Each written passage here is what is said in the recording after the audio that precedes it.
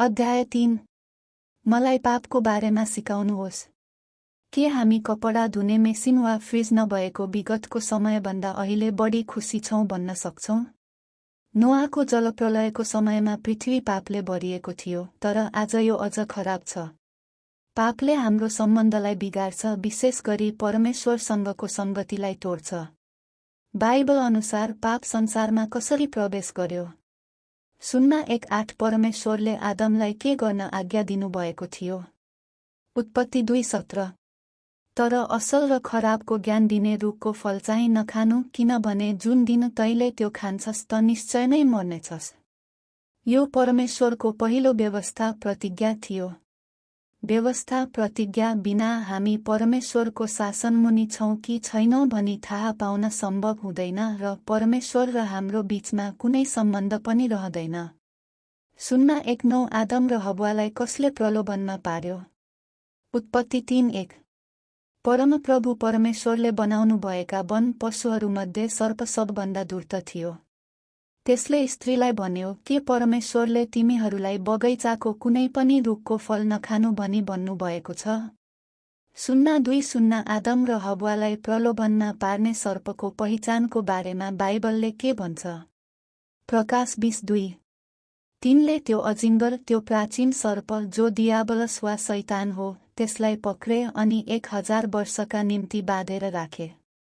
सुन्ना 2:1 शैतानको प्रलोभनलाई हव्वाले कस्तो प्रतिक्रिया जनाइन्? उत्पत्ति 3:6। जब स्त्रीले त्यस रुखको फल खानलाई असल र हेर्नमा रहरलाग्दो र बुद्धि पाउनलाई त्यस रुखको चाह गर्नुपर्ने रहेछ भनी देखिन्, तब तिनले त्यस रुखको फल टिपेर खाइन् र आफ्ना पतिलाई पनि दिइन् र उनले पनि खाए। यदि तपाईँ उनको ठाउँमा हुनुभएको भए तपाईको प्रतिक्रिया कस्तो हुन्थ्यो होला जस्तो लाग्छ? तपाईले हालसालै सामना गर्नुभएको प्रलोभनको अनुभव कस्तो थियो? त्यसमा तपाईको प्रतिक्रिया कस्तो रह्यो? सुन्ना 2:2 परमेश्वरको करार उल्लङ्घन गर्ने विषयमा बाइबलले के भन्छ? होशे 6:7। तिनीहरूले त आदमले झैं करार भङ्ग गरेका छन्। त्यहाँ तिनीहरूले मेरो विरुद्धमा विश्वासघातको व्यवहार गरे। किनभने तिनीहरू परमेश्वरप्रति अविश्वासी भए तर शैतानको पछि लागे, त्यसैले तिनीहरू विश्वासघाती बने। तिनीहरूले परमेश्वरको शासनलाई अस्वीकार गरे र शैतानलाई पछ्याए। सुन्ना 2:3 हामीले स्पष्ट रूपमा बुझ्नको निम्ति विश्वासघातलाई केसँग तुलना गरिएको छ? यर्मिया 3:20। तर जसरी एक विश्वासघाती पत्नीले आफ्नो पतिलाई त्याग्छे, त्यसरी नै तिमीहरू पनि म प्रति विश्वासघाती भएका छौ, हे इस्राएलका घराना हो, परमप्रभु भन्नुहुन्छ। यदि पति वा पत्नीले आफ्नो जीवनसाथीलाई धोका दिएर अरू कसैसँग संगत गरे भने के हुन्छ? सुन्ना 2:4 यसरी नै यस संसारमा पाप प्रवेश गयो। यसको परिणाम के भयो? रोमी 5:12 एकजना मानिसद्वारा संसारमा पाप आयो र पापबाट मृत्यु। यसरी सबै मानिसले पाप गरेका हुनाले सबै मानिसमा मृत्यु फैलियो। एकजना मानिसद्वारा संसारमा पाप प्रवेश गर्यो। त्यसो भए बाइबलले किन सबैले पाप गरे भन्छ? किनभने आदमले मानव जातिको पुर्खा र प्रतिनिधिको रूपमा पाप गरे। सुन्ना 2:5 बाइबलले पाप 2 प्रकारका हुन्छन् भन्छ। ती के हुन्? रोमी 1:18। परमेश्वरको क्रोध ती मानिसहरूका सारा भक्तिहीनता र दुष्टताको विरुद्ध स्वर्गबाट प्रकट भएको छ, जसले सत्यलाई तिनीहरूका अधर्मले दबाइराखेका छन्। भक्तिहीनता परमेश्वरसँगको सम्बन्धमा गरिने पाप हो र अधर्म मानिसहरूसँगको सम्बन्धमा गरिने पाप हो। सुन्ना 2:6 भक्तिहीनताको प्रतिनिधि पाप के हो? रोमी 1:21-23। 21 किनकि परमेश्वरलाई चिनेर पनि तिनीहरूले परमेश्वरलाई दिनुपर्ने महिमा दिएनन्, न त धन्यवाद नै चढाए, तर तिनीहरू आफ्ना विचारमा बेकममा भए र तिनीहरूको मूर्ख मन अझ अँध्यारो भयो। 22 बुद्धिमान छु भन्ने दाबी गरे तापनि तिनीहरू मूर्खै भए। 23 र तिनीहरूले विनाशी मानिस, चराचुरुङ्गी, 4 खुट्टे जनावर र घस्रने जीवहरूका मूर्तिका रूपसँग अविनाशी परमेश्वरको महिमा साटफेर गरे। अविश्वासीहरूले पनि आराधना गर्छन्, तर परमेश्वरको होइन, मूर्तिहरूको। सुन्ना 2:7 तिनीहरूले आराधना गर्ने मूर्तिहरू के हुन्? भजन सङ्ग्रह 115:4-7। 4 तर तिनीहरूका मूर्तिहरू मानिसहरूका हातले कुदिएका सुन र चाँदीका कलाहरू मात्र हुन्। 5 तिनीहरूका मुख छन् तर बोल्न सक्दैनन्, आँखा छन् तर देख्न सक्दैनन्, 6 कान छन् तर सुन्न सक्दैनन्, नाक छन् तर सुँघ्न सक्दैनन्, 7 हात छन् तर छाम्न सक्दैनन्, खुट्टा छन् तर हिँड्न सक्दैनन्। तिनीहरू आफ्ना गलाबाट कुनै आवाजै निकाल्न सक्दैनन्। आज बाइबलले बताए अनुसारका मूर्तिहरू के हुन्? ती मूर्तिहरूको पूजा गर्ने तर परमेश्वरलाई इन्कार गर्नेहरू कति मूर्ख छन्। ख्रिस्टियनको रूपमा हामीमा भएका अभक्तिपूर्ण कुराहरूको बारेमा कुरा गरौँ। 02:8 अधर्म अर्थात् छिमेकीहरूका विरुद्धमा गरिने पाप के हुन्? रोमी 1:29। तिमीहरू सबै किसिमका बदमासी, दुष्टता, लोभ, इबिले भरिएका छन्। तिमीहरू डाहा, हत्या, झैँ झगडा, छल, बदख्वाइले भरिएका हुन्छन् र तिमीहरू कुरौटे। ती पापहरूमध्ये आफूसँग नजिकबाट सम्बन्धित एउटा पाप रोज्नुहोस्। के अब तपाईँ पाप भनेको के हो भनी बुझ्नुहुन्छ?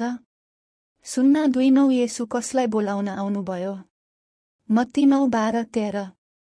12 यो सुनेर उहाँले भन्नुभयो, निरोगीहरूलाई वैद्यको आवश्यकता हुँदैन तर रोगीहरूलाई हुन्छ। 13 तर गएर यसको अर्थ के हो? तिमीहरू सिक, म बलिदान होइन, दया चाहन्छु, किनकि म धर्मीलाई होइन तर पापीहरूलाई बोलाउन आएँ। 03:0 तसर्थ पापको बारेमा सचेत हुनु कठिन र महत्त्वपूर्ण छ, किनकि यसो गरेर मात्र हामी अन्ततः ख्रिस्टलाई भेट्न सक्छौँ। आज्ञाहरू पालन गर्ने कुरामा निश्चित भएका पावलले कुन व्यवस्थाद्वारा आफूलाई पापी पाए? रोमी 7:7। हामीले के भन्ने त? व्यवस्था पाप हो? कदापि होइन।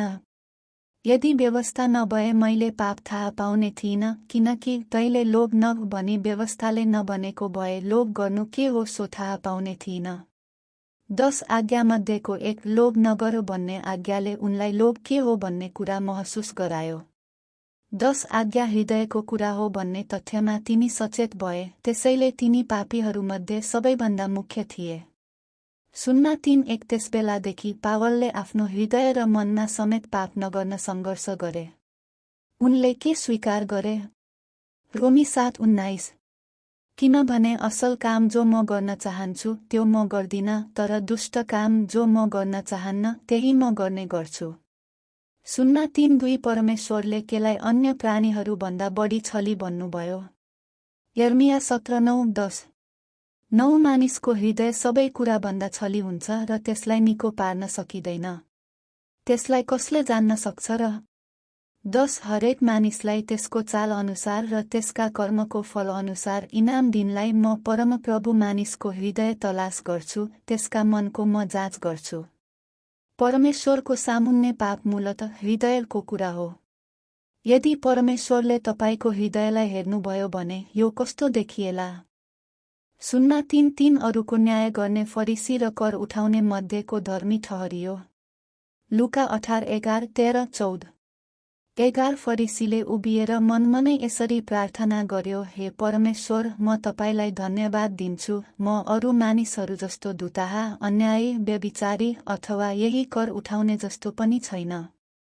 13 तर कर उठाउने चाहिँ टाढै उभिएर स्वर्गतिर आँखा पनि नउठाई यसो भन्दै आफ्नो छाती पिट्यो, हे परमेश्वर, म पापीमाथि दया गर्नुहोस्। 14 म तिमीहरूलाई भन्दछु, यो चाहिँ मानिस त्यस अर्काभन्दा धर्मी ठहरिएर आफ्नो घरतिर लाग्यो। किनभने हरेक जसले आफूलाई उच्च पार्दछ त्यो होच्याइनेछ, तर जसले आफूलाई होच्याउँछ त्यो उच्च पारिनेछ। त्यो कर उठाउने धर्मी ठहरिनुको एउटा कारण उसको कामले गर्दा होइन, तर आफूलाई पापी भनी स्वीकार गरेकोले गर्दा हो। यदि आदमले आफू नाङ्गै छु भनी नबनेको भए के परमेश्वरले उसको निम्ति छालाको वस्त्र बनाइदिनुहुन्थ्यो होला? जसरी परमेश्वरले छालाको वस्त्र बनाइदिनु भयो, उहाँले आदमलाई धर्मी ठहराउनु भयो। के तपाईँ अब परमेश्वरको सामु आफू पापी हुँ भन्ने कुरामा पूर्ण रूपमा सचेत हुनुहुन्छ?